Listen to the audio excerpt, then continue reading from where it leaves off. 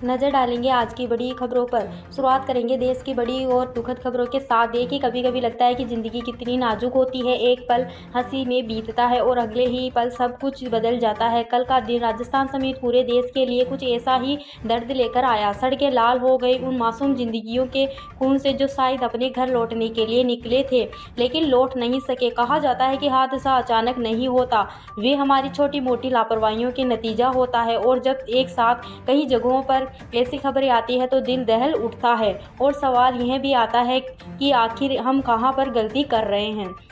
कल सुबह सुबह ही तेलंगाना से बड़ी खबर आई। तेलंगाना केंगारेड्डी जिला में सोमवार सुबह हैदराबाद बीजापुर हाईवे पर गिट्टी से लदे डंपर ने तेलंगाना रोड ट्रांसपोर्ट कॉरपोरेशन की बस को टक्कर मार की। हादसे में 19 लोगों की मौत हो गई, जिनमें एक केवल 10 महीने का बच्चा था। 10 महिलाएं और दोनों वाहनों के ड्राइवर शामिल हैं। इस खबर का सदमा लोग भूले ही नहीं थे कि जयपुर से बड़ी खबर आ गई। जयपुर में तेज रफ्तार डंपर ने एक के बाद एक 17 गाड़ियों को टक्कर मार दी। हादसे में 13 लोगों की मौत हो गई। पुलिस ने बताया है कि हादसा सोमवार दोपहर हरमाड़ा के लोहा मंडी पर हुआ। दोपहर करीब 1 बजे डंपर लोहा मंडी पेट्रोल पंप की तरह से रोड नंबर 14 में हाईवे पर चढ़ने के लिए जा रहा था। इसी दौरान उसने एक के बाद एक गाड़ियों को टक्कर मारता रहा। लोगों ने डंपर ड्राइवर को मौके से पकड़ भी लिया, वह नशे में था। ड्राइवर कल्याण मीणा विराट नगर का रहने वाला है, जिसका हॉस्पिटल में इलाज जारी है।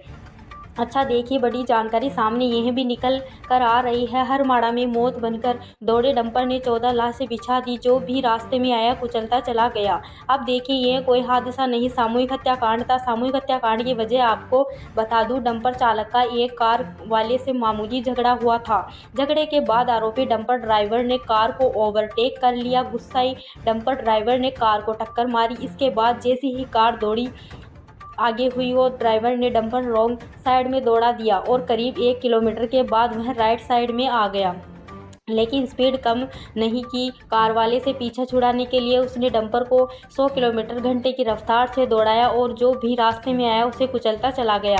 बताया जा रहा है कि ड्राइवर शराब के नशे में था। और देखिए, इलाके में बच्चों का एक स्कूल भी था। 5 मिनट बाद छुट्टी होने वाली थी। इसी 5 मिनट की देरी से कई बच्चों की जान बच गई, नहीं तो हादसा और भयावह हो सकता था। और तीसरा बड़ा हादसा जोधपुर में हुआ। राजस्थान के फलौदी में रविवार शाम भीषण सड़क हादसे में 15 लोगों की सांसें थम गई। 2 महिलाएं जिंदगी और मौत के बीच झूल रही थी।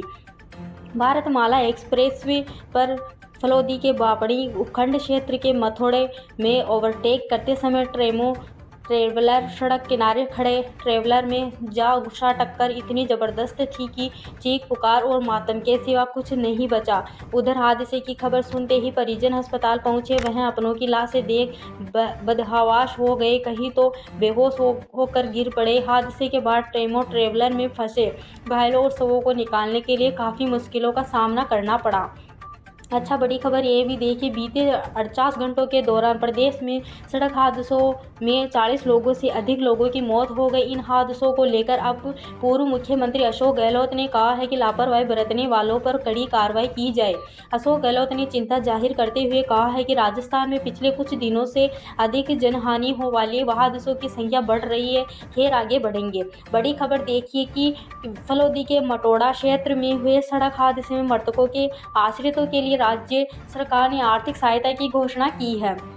मुख्यमंत्री भजन लाल शर्मा ने दुर्घटना में मारे गए प्रत्येक व्यक्ति के आश्रित को 1 लाख की आर्थिक सहायता देने की घोषणा की है। और जिन परिवारों में इस हादसे से 3 या अधिक लोगों की मृत्यु हुई है, उन्हें 25-25 लाख की सहायता राशि प्रदान की जाएगी। मुख्यमंत्री ने कहा है कि दुर्घटना अत्यंत दुखद है। सरकार शोकाकुल परिवारों के साथ खड़ी है। आगे बढ़ेंगे। बीकानेर से भी बड़ी और दुखद खबर। चलती ट्रेन में सेना के जवान की चाकू मारकर हत्या कर दी। घटना लुणकरण सर से बीकानेर स्टेशन के बीच साबरमती एक्सप्रेस ट्रेन की रविवार रात करीब 11:30 बजे की है।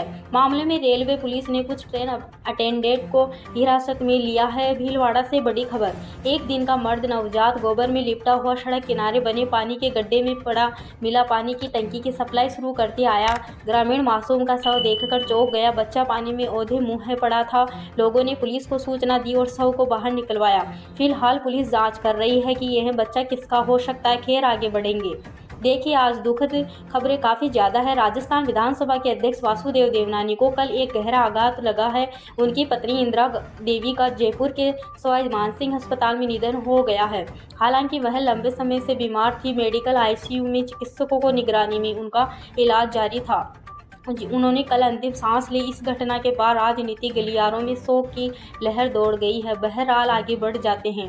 बड़ी खबर देखिए, कृषि मंत्री डॉक्टर किरोड़ी लाल मीणा ने सोमवार को अपना जन्मदिन पैतृक गांव मनोहरपुरा में मनाया। डॉक्टर मीणा ने कहा है कि फलौदी में हुए सड़क हादसे की वजह से बड़े स्तर पर खुशी मनाना उचित नहीं है। कृषि मंत्री किरोड़ी लाल मीणा ने अपने जन्मदिन के अवसर पर 75 लाख की एक एम्बुलेंस जनता को समर्पित की। एक और बड़ी खबर देखिए, प्रदेश में अब महिलाएं भी सुरक्षित नहीं है। अजमेर बस स्टैंड पर भीड़ भाड़ के बीच चोर गिरोह सक्रिय है। पुष्कर मेले में जाने के लिए अजमेर बस स्टैंड पर आई एक महिला के गले से सोने की कंठी चोरी हो गई है। महिला भीलाड़ा जोधपुर के रहने वाली थी। सिविल लाइंस थाना पुलिस ने मामला दर्ज कर जांच शुरू कर दी है। अब देखिए, सच्चाई आपको बता दूं, आजकल ना तो सड़क पर चलना सुरक्षित है और ना ही आजकल सोने और चांदी के आभूषण पहनना सुरक्षित है। एक और बड़ी खबर देखिए, गृह विभाग से बड़ी खबर। राजस्थान में धर्मांतरण विरोधी कानून लागू हो गया है। गृह विभाग ने अधिसूचना जारी की है। 29 अक्टूबर से राजस्थान में धर्मांतरण विरोधी कानून लागू माना जाएगा।